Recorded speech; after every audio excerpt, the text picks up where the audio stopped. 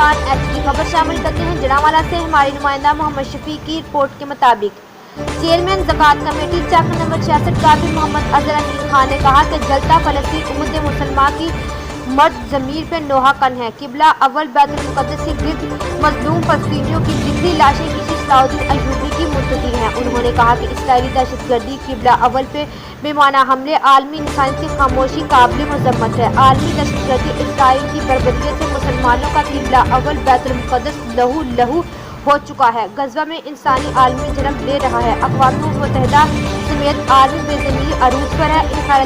ان حالات میں خاموشی رہنا ہی ظلم کی انتہا ہے۔